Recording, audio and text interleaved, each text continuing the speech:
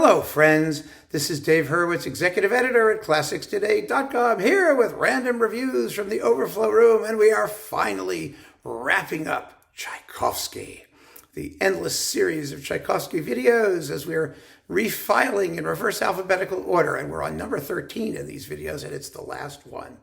For now, with my Tchaikovsky overflows, and when you see I have so much of it, where are you going to put it? Well, this is the answer, or down here in this particular case. So here we go with the final Tchaikovsky stuff. We begin with Dutoit and Montreal doing the Nutcracker. His Swan Lake was marvelous. His Nutcracker is also very good. There's so many good Nutcrackers. I mean, it's just a ball buster to get a good Nutcracker. You know what I mean?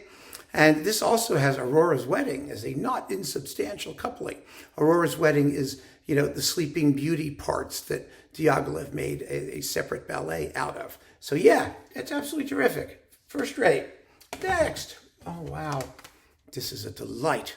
This is a strange disc that's impossible to categorize because it's the Tchaikovsky Serenade for Strings, Elgar's Introduction and Allegro, the Barber Adagio, and Medea's Meditation and Dance of Vengeance, all with Munch and Boston. And this disc is really hot. Oh my God, especially for Medea's Meditation and Dance of Vengeance, which is quite simply the most exciting thing that anyone ever did. I mean,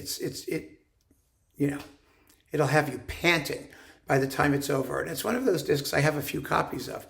I'm never quite sure where to put it. So I got a bunch of them, and I think I stuck them like everywhere. Wow. I put one under Tchaikovsky. I know where it's going to be. At least then. Of course, I could put it under Barber, because that's what I really have it for, but it's okay. I know where it is.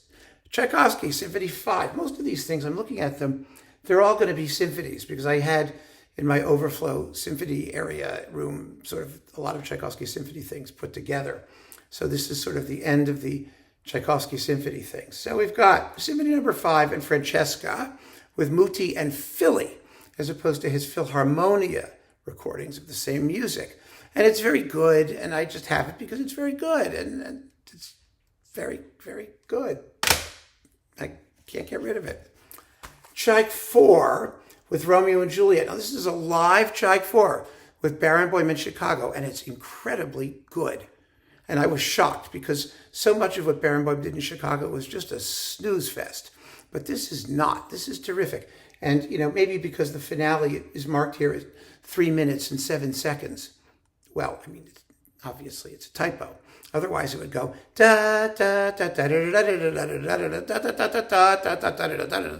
da the end. No, it's not 3 minutes and 7 seconds. It's what it ought to be, but it's really very, very exciting. Surprisingly so. Good for him. I really had very little hope for this. Believe me. This is demented. Tchaik 6 with the LSO and Tchaikovsky, coupled with the Ionescu Romanian Rhapsody number 1 and Liszt Hungarian Rhapsody number 2, all getting the treatment with reorchestration and cuts and stuff and tempi all over the place. And it's just a slush fest. What can I tell you? And just the opposite, but no less well played, is the Reiner Tchaikovsky 6th with the Liszt Mephisto Waltz and Tchaikovsky 1812 Overture with bass drum thuds instead of cannons. It's okay. We forgive him. It's the anti-Tchaikovsky. It's completely, totally on point in terms of fidelity to the score and sharpness of execution and all of that stuff. And there isn't any of the craziness that you hear in Tchaikovsky. It's fun to hear these things one after the other because you never believe it's like the same composer and that it was even possible to do these things to the same composer. Then we've got the Frichoy Tchaik 6, the live one on Orfeo, mono from 1960, coupled with a really good Bartók Third Piano Concerto with Annie Fisher. Now, Frichoy, as you know, did some of the greatest ever Tchaik 6s. He did it twice, and the stereo one is just unbelievable. It's a reference recording. And this is essentially the same performance. The sound is mono, but quite good broadcast quality mono. And when those DG recordings weren't available, which they weren't for quite a while, I was really happy to have this so that I could enjoy his interpretation in all of its magnificence and human power and expression. And oh God, it's just great. This is also great. Oh boy, Günter von doing Tchaik 6. Now, he didn't do a lot of non-Bruckner in his later career or Germanic repertoire, but this has all the qualities that Günter von was famous for, which is just supreme musicianship, sensitivity. It's a live recording. It's wonderfully well played. And you get Stravinsky's Pulcinella suite with it, which is equally well done. I mean, the guy could conduct anything. It's just so musical. You just get those basic, fundamental qualities. And an orchestra that he loved working with and that knew him and enjoyed working with him. And so it's marvelous. It's just marvelous. So let's put those away and get the last stack here. Oh, this is so exciting. We're finally ending it. The Rostropovich Tchaikovsky Symphony Cycle. Now, Rostropovich took a while to get his legs as a conductor. And when he made these recordings for EMI, I remember the notes vividly. They were so defensive. It was always, people say, I don't know how to conduct. I don't know what I'm doing. Well, I know what I'm doing. I know the tradition. I know this. I know that. It was like really, really defensive. And I thought to myself, must not be very good. And they're not. I mean, they're not bad. They're sort of traditional heavy-duty Russian performances, somewhat murkily recorded. However, you do get a decent enough Manfred and a fantastic Romeo and Juliet and Francesca. That was a separate disc. They were together on, two sides of an LP, and they're fantastic. Great Romeo and Juliet, great Francesca. I think sometimes with some conductors, when they're not doing symphonies, they can relax and pull out all the stops a little better. Not that Rostropovich needed an excuse to pull out all the stops, but I do think people got a little intimidated by, symphony. Whereas in these tone poems, he just goes nuts, and they're just wonderful. So, almost there. Tchaikovsky 4, 5, and 6, the monos with Mravinsky and Leningrad on Deutsche Grammophon. Number 4 is conducted by Kurt Sanderling. Remember, he was music director in Leningrad at the same time. They were co-music directors with Mravinsky for a while.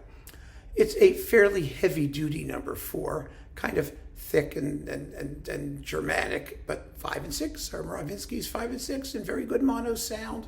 So nothing to complain about there. And this is wonderful. Pierre Monteux, Tchaikovsky 4, 5, and 6 with Boston on RCA. This was my first Tchaikovsky 4th. I just have a sentimental attachment to it. I love it.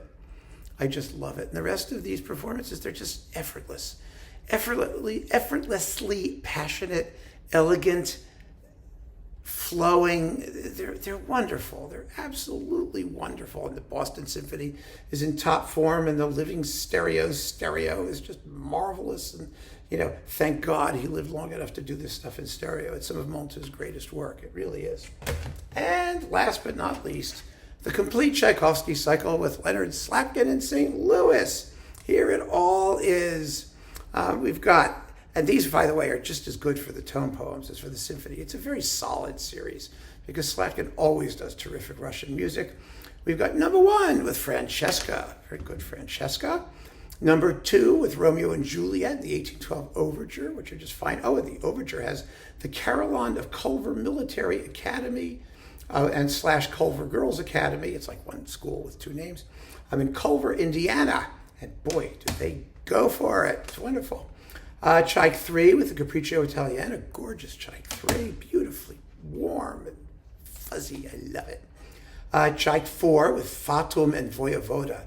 The Fatum. Tchaikovsky's trashiest piece. It's such a piece of schlock, and they just bang the crap out of it. And I adore this performance, I really do. Tchaik 5 with The Tempest. It's very tempestuous. It's beautifully tempestuous. And finally, number 6 with Omelette, or Hamlet, as he's called, if you aspirate your H's. Another very, very fine performance. These are all really good. There's so much, I'm so glad that Slatkin is still with us. He's one of the few guys alive who still knows how to play Tchaikovsky. So many people these days just can't or don't. And that, my friends, is the Tchaikovsky Overflow pile, all 13 videos of it. Thank you for sticking with me. And now we're going backwards through the alphabet, and we'll find some other stuff. And I know some of you are saying, damn it, it's about time. So keep on listening and take care.